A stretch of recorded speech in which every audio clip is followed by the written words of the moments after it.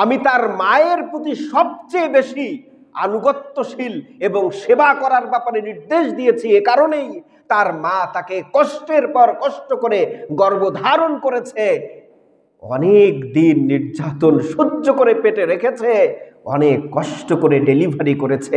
শুধু তাই নয়, জন্মের পরে 2 বছর পর্যন্ত মা দুধ খাইয়ে সন্তানকে লালন পালন করেছে। এজন্য আমি আল্লাহ নির্দেশ দিচ্ছি, তুমি তোমার পিতামাতার আনুগত্য করো, স্পেশালি তোমার মায়ের প্রতি অনেক বেশি নমনীয় থাকো। কারণ আল্লাহ রাসূল বলেছেন, নিশ্চয়ই আল জান্নাতু তাহতা আকদামিল উম্মাহা, মায়ের পায়ের নিচেই সন্তানের বেহেশত। আপনি আমি যদি জান্নাতে যেতে চাই, আপনি আমি যদি নিজেকে ইমানদার বান্দা হিসেবে দুনিয়ার বুকে পরিচিতি লাভ করাতে চাই, পরকালে যদি জান্নাতে যেতে চাই, তাহলে অবশ্যই পিতামাতার আনুগত্য করতেই হবে। স্পেশালি মায়ের আনুগত্য করতে হবে, সেবা করতে হবে। আমাদের সমাজের মানুষ একটু বড় হবার পরেই খুবই দুঃখ লাগে, বিয়ে করার পরে বউয়ের কথা শুনে অনেকেই বাবা মায়ের সাথে খারাপ আচরণ করে, বাবা মাকে দেখতে পারে না। বাবা মায়ের সাথে যে সুসম্পর্কটা থাকে, বিয়ের পরে মনে করে বউ পেয়ে গেছি, বাবা মার আর কোনো দরকার নাই। অথচ আল্লাহ বলেছেন, ওয়াকাদা রাব্বুকা আল্লা তা'বুদু ইল্লা ইয়াহু ওয়া বিল ওয়ালিদাইনি ইহসানা। আমার ইবাদতের পরেই বাবা মায়ের আনুগত্য করতে হবে তোমার মৃত্যুর আগ পর্যন্ত। এবং বাবা মার সাথে আমরা এত খারাপ আচরণ করি বউয়ের কথা শুনে। মনে রাখবেন, আপনার বাবা মা আপনি বিবাহযোগ্য করা পর্যন্ত 20 থেকে 25 বছর আপনাকে লালন পালন করেছে। আপনি যখন অসুস্থ হয়ে পড়েছেন, আপনার বাবা পাগল প্রায় হয়ে গেছে আপনাকে সুস্থ করবার জন্য। কোথায় নিয়ে গেলে আপনি সুস্থ হবেন? কান্নাকাটি করে শেষ হয়ে গেছে। যেটা যাদের সন্তান আছে তারা বুঝতে পারেন। আমার সন্তান আছে, অসুস্থ হলে পাগল হয়ে যায়, একটু কিছু না খেলে পাগল হয়ে যায়, একটু যদি খায় আমি স্বস্তি পাই। তার মানে আপনি যেমন আপনার সন্তানের জন্য এতটা বিনয়ী, আপনার বাবা মাও আপনার জন্য ঠিক তেমনি ভাবে কষ্ট করে আপনাকে লালন পালন করেছেন। এই 20-25 বছর আপনাকে লালন পালন করলেন, আর 2টা মাসের ভালোবাসায়, 2 মাস না 1 মাস, 1 মাসের ভালোবাসায় এই 20 বছরের ভালোবাসাকে আপনি লাথি মেরে এক মেয়েকে নিয়ে উধাও হয়ে গেলেন। আপনি কি মনে করেছেন পরকাল বলে একটা বিষয় রয়েছে? তো অনেক মা বোনরা বোঝে না, তারা তাদের শ্বশুর শাশুড়িকে দেখতে পারে না।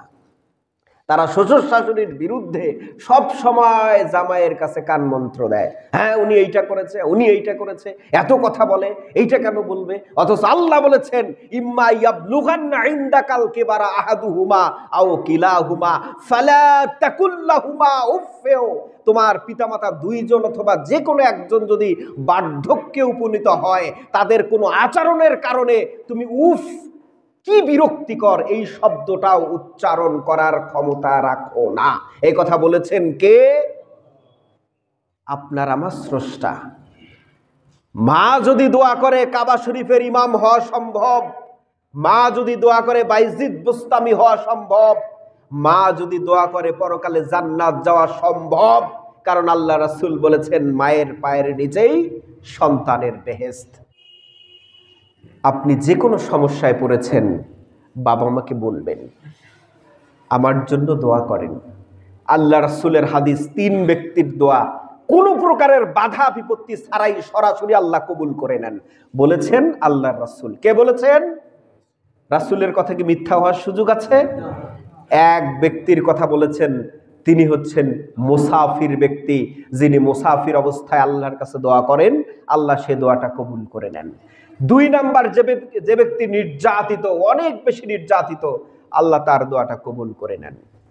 3 নাম্বারে আল্লাহ রাসূল বলেছেন, কোনো বাবা মা যদি সন্তানের জন্য আল্লাহর কাছে দোয়া করে, কোনো প্রকারের পর্দা ছাড়াই সরাসরি আল্লাহ সে দোয়াটা কবুল করে নেন। বলেন সুবহানাল্লাহ।